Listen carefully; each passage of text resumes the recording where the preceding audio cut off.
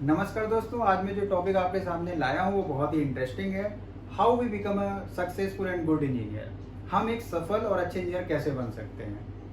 दोस्तों, मेरे पास बहुत से मेल्स आए, व्हाट्सएप आए, कॉल्स आए, तो मैंने डिसाइड किया ठीक है, इस पर मैं एक लेक्चर देता हूँ। दोस्तों, मैंने इस टॉपिक को 3 कैटेगरी में डिवाइड किया है। पहले कैटेगरी तो वो है जो इंडस्ट्री में जिनको 5 to 10 ईयर्स हो गए हैं बट वे अंडर परफॉर्मर है, उनको रिकॉग्निशन नहीं मिल रहा है, एक अच्छे इंजीनियर के रूप में वो निकलना चाहते हैं। दूसरा वो है कि जिन स्टूडेंट्स ने इंजीनियरिंग कॉलेज में एडमिशन लिया है वो एक अच्छे इंजीनियर बनना चाहते हैं। एंड थर्ड कैटेगरी वो है जो इंजीनियरिंग कॉलेज से पास आउट हो गए और उन्होंने किसी new institution, new industry, new organisation को ज्वाइन किया है और वो भी एक अच्छे इंजीनियर बनना चाहते हैं। क्योंकि एक बहुत बड़ा टॉपिक है तो मैं 1 by 1 एक एक करके टॉपिक लूँगा, लेकिन जो आज का जो मैं लेक्चर ले रहा हूँ ये बेसिकली बेस्ड है कि जो इंडस्ट्री में 5 to 10 ईयर्स इन्होंने दे दिए हैं बट वो still they are under performer और वो एक अच्छा इंजीनियर बनना चाहते हैं, सफल होना चाहते हैं। तो मैं इस टॉपिक पर आज डिस्कस करूंगा। दोस्तों, मैं केवल आपको आज 10 पॉइंट्स बताऊंगा।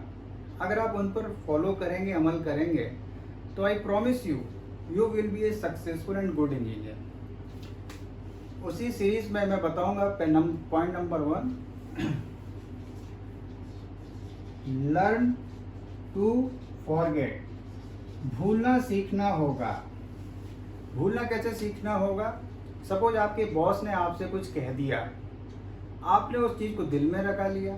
अरे वो कोई बॉस आपको कुछ बता रहा है, कुछ गाइड कर रहा है, कोई सीनियर आपको बता रहा है, तो वो आपके अच्छे के लिए, आपके एड ऑन के लिए, आपके परफॉर्मेंस में इम्प्रूवमेंट के लिए है। कभी भी किसी भी बात को दिल पर नहीं लगाना, उसको भूलना सीखना होगा।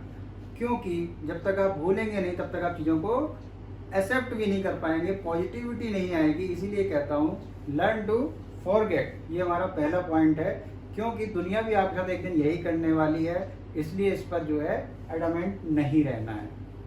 सेकंड नंबर पॉइंट जो मैं आपसे डिस्कस करने जा रहा हूँ वो और भी इंपॉर्टेंट हो जाता है। डोंट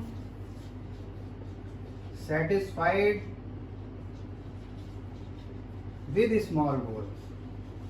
छोटे छोटे टारगेट्स बनाना बहुत अच्छी बात है, क्योंकि छोटे छोटे टारगेट्स आप बनाएंगे तभी आपको बड़ा टारगेट अचीव होता है। लेकिन गलती कहाँ पर हो जाती है? गलती वहां पर हो जाती है जब छोटे छोटे टारगेट्स बना के वहां पर सेटिस्फाइड हो जाते हैं।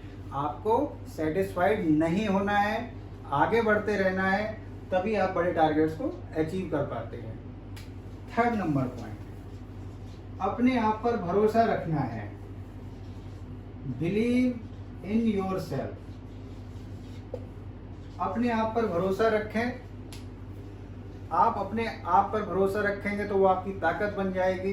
जब आप किसी दूसरे पर भरोसा रखेंगे वो आपकी कमजोरी बन जाएगी। अब आपको डिसाइड करना है कि आपको अपनी ताकत बनना है कि कमजोरी बनना है। क्योंकि होता क्या है कि हम ये सोचते हैं कि भाई दूसरे की लाइफ तो बहुत अच्छी चल रही है, उसके साथ तो बहुत अच्छा हो रहा है, लेकिन हम भी तो किसी के लिए दूसरे बन सकते हैं। क्यों नहीं, बिल्कुल बन सकते हैं। तो हमेशा ऐसा नहीं होता है कि जिसकी लाइफ अच्छी चल रही जरूर उसने कोई हार्ड वर्क किया होगा, जरूर उसने कुछ पहले वर्कआउट किया होगा, इसलिए उसको न्यू रिस्पॉन्सिबिलिटी दी जा रही है। तो हमेशा खुद पर भरोसा रखेंगे तो लाइफ में हमेशा आप आगे जाएंगे, इसमें कोई भी दो राय नहीं है। Next point, accept new challenges. आपको नई चुनौतियों को स्वीकार करना है। जितनी भी नए टारगेट्स आपको मिलते जाएंगे आप उनको लेते जाइए, क्योंकि जब तक आप न्यू टारगेट्स को नहीं लेंगे तो न्यू चीज़ों को भी तो लर्न नहीं कर पाएंगे। आपका जो नॉलेज का लेवल है वो सैचुरेशन फेज में चला जाएगा। जब आप नए टारगेट्स को लेंगे, उनको अचीव करेंगे, तभी आप आगे बढ़ जाएंगे। होता क्या है कि लोग नई जिम्मेदारियों को एज ए बर्डन लेते हैं। बर्डन नहीं लेना है, नई जिम्मेदारियों को सहे नहीं स्वीकारें। मैं फिर से रिपीट कर रहा हूँ, सहे नहीं स्वीकारें। मतलब मेरा कहने का उनको बर्डन नहीं लेना है, एक्सेप्टेंस देना है। नई जिम्मेदारियों से भागना नहीं है, हमको जागना है, और चीज़ें मिले हमको, और मिले, और जिम्मेदारी मिले, तभी हम उस पर और अच्छे से वर्कआउट करेंगे। आपने देखा होगा, आप कभी पहाड़ी इलाकों में गए होंगे तो आपने ये महसूस किया होगा कि बहुत ही स्वीट म्यूजिक आपको उस झरने से मिलता है। क्यों मिलता है? क्योंकि वो कई पत्थरों से टकरा के आता है तो झरनों से एक मधुर संगीत निकल के आता है। ऐसे ही आप भी अपनी कठिनाइयों से निकल के आएंगे तो ऑब्वियसली आपके परफॉर्मेंस भी ऐसे ही निखर के आएगा, उससे भी मधुर संगीत निकलेगा। Next point, avoid complaining behaviour. आपको शिकायत करना छोड़ना होगा। कई लोगों का ये आदत होता है कि भाई शिकायत ही करते रहते हैं। अरे कोई अच्छा काम कर रहा है, अरे उसको धन्यवाद भी दीजिए। शिकायत करने के बजाय धन्यवाद देना भी सीखना होगा, क्योंकि ये नेगेटिविटी की ओर जो आपको ले जाता है, आपका माइंडसेट वैसी बनेगा, जैसा माइंडसेट होगा वैसे ही आपका दिमाग बनेगा, दिमाग बनेगा वही आपके बिहेवियर में आएगा। तो नेगेटिविटी छोड़नी है, अवॉइड कंप्लेनिंग बिहेवियर, तो ये आपको बहुत आगे तक ले जाएगा।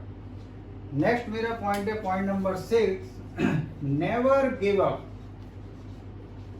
कभी भी सरेंडर नहीं करना है, चैलेंजेस को एक्सेप्ट करना है। हालात और परिवर्तन किसके लिए एक से नहीं होते, सभी के लिए होते हैं। बस सफल लोग क्या करते हैं, सफल लोग ये करते हैं कि वो बदतर हालात में से भी बेहतर हालात निकाल लेते हैं। वो समस्या पर नहीं समाधान पर विचार करते हैं। इसीलिए मैं कहता हूँ या तो समस्या को हल कर लो या समस्या को छोड़ दो, लेकिन उसके साथ मत जियो। मतलब मेरा कहने का ये है, सॉल्व द प्रॉब्लम और leave the problem, don't live with the problem. समस्या के साथ जीना नहीं है। फेल होना तो हर किसी की जिंदगी में रहता है भाई। जो काम करेगा कभी कभी गलतियां भी होंगी, कभी कभी फेल भी हो सकता है। क्विट नहीं करना है, गिव अप नहीं करना है। आप लगे रहेंगे तो ऑब्वियसली आपको सफलता मिलेगी। 7th पॉइंट है मेरा, यू आर दी बेस्ट। भगवान ने आपको बनाया है, आप यूनिक हैं, आप अपने आप में ही कंप्लीट हैं। आप ये मत सोचिए कि आप इनकम्प्लीट हैं, आप में कुछ कमी है। उन कमियों को भरा जा सकता है अपने परिश्रम के द्वारा। तो मेरा इसमें एड ऑन कहने का यह है कि अपना कंपैरिजन, अपनी तुलना किसी से मत कीजिए। आप अपने आप में कंप्लीट हैं। लोग तो सूरज और चांद के बीच में भी कंपैरिजन करते हैं। भाई सूरज का जब वक्त आता है तो वो अपना दिन में चमकता है, चांद का जब वक्त आता है वो रात में चमकता है। अरे आपका भी वक्त आएगा, आप भी चमकेंगे। क्यों नहीं चमकेंगे, बिल्कुल चमकेंगे। बस समय आने की बात है। समय कैसे आएगा, जब आप वर्कआउट करेंगे। तो मेरा कहना है you are the best. Next मेरा जो पॉइंट है वो है कि भाई डोंट बिलीव इन र्यूमर्स। आपको र्यूमर्स पर बिलीव नहीं करना है।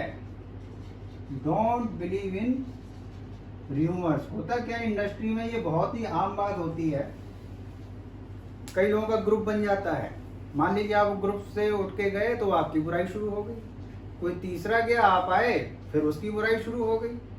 तो ऐसे लोगों का तो टाइम पास ही नहीं होता है बिना एक दूसरे की बुराई किए। वो उनकी हैबिट भी बन जाती है।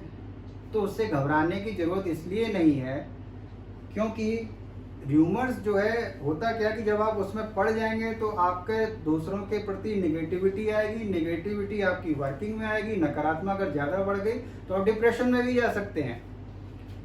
क्यों? क्योंकि आपने 8-10 साल इंडस्ट्री में काम किया है। तो ऐसा नहीं आपकी कोई नॉलेज में कमी है, सब कुछ है। सफल और असफल के बीच में आप में ज़्यादा डिफरेंस नहीं है। 18-20 या 19-20 का ही डिफरेंस है। लेकिन जो डिफरेंस जो क्रिएट होता है कि आप निगेटिविटी को अपने ऊपर हावी होने देते हैं, वही डिफरेंस क्रिएट करता है। तो मेरा कहना है कि जो बाहर के लोगों की सुनता है वो बिखर जाता है, और जो अपने दिल की सुनता है, अपनी सुनता है, वो निखर जाता है। वो आपको बिखरना है कि निखरना है, ये आपको डिसाइड करना है। नेक्स्ट मेरा पॉइंट है सेल्फ इवैल्यूएशन। अपना मूल्यांकन स्वयं करें। हम लोग नॉर्मली क्या होता है, दूसरों के मूल्यांकन में लगे रहते हैं कि भाई अरे वो ऐसा है, वो वैसा है, ये कर रहा है, उसकी बुराइयां करेंगे। अरे अपना मूल्यांकन भी तो करें भाई। हमने आज क्या सीखा, या 2 महीने बाद हमारी परफॉर्मेंस में क्या चीज़ ऐड हुई, हम और क्या बेटर कर सकते हैं, हम अपने भविष्य को कैसे निखारेंगे। अगर हम अपना सेल्फ इवैल्यूएशन करेंगे तो ऑब्वियसली हम अपने आगे की तरफ जाएंगे। नेक्स्ट एंड लास्ट पॉइंट मेरा है रेस्पेक्ट वैरायटी ऑफ ओपिनियंस। हमको विभिन्न प्रकार के विचारों का सम्मान करना है। दोस्तों होता क्या है कि जब भी कोई डिस्कशन होता है, जब भी कोई बात हो रही होती है बॉस के बीच में, कोलिग्स के बीच में, तो हम चाहते हैं कि हमारी बात ही मानी जाए। भाई क्यों मानी जाए? आप भी 100% ठीक नहीं हो सकते, दूसरा भी हो सकता है 100% ठीक ना हो, लेकिन सबकी बात सुने, सबके विचारों का सम्मान करें, क्योंकि जब हम किसी की बातों को सुनेंगे तभी कोई पॉजिटिव कंक्लूजन निकल के सामने आता है। होता क्या है, याद रखें, मान लीजिए आपको सामने से अगर कोई डिजिट 6 दिख रहा है तो ऑब्वियसली बाहर से आने वाले को 9 दिखेगा। सही आप भी हैं, सही वो भी है, इसलिए सभी के विचारों का सम्मान करें। तो दोस्तों, ये जो मैंने आपके टोटल ये 10 पॉइंट्स बताए हैं, आप इस पर अगर वर्कआउट करेंगे, आपको इंडस्ट्री में भले 8 to 10 ईयर्स हो गए हैं, कहीं ना कहीं आप लैग कर रहे हैं, तो इन 10 पॉइंट्स को कवर करके आप उसको मेकअप कर सकते हैं। मैं आपसे प्रॉमिस करता हूँ कि आप अगर इन 10 पॉइंट्स से वर्कआउट करेंगे, definitely you will be successful and good engineer.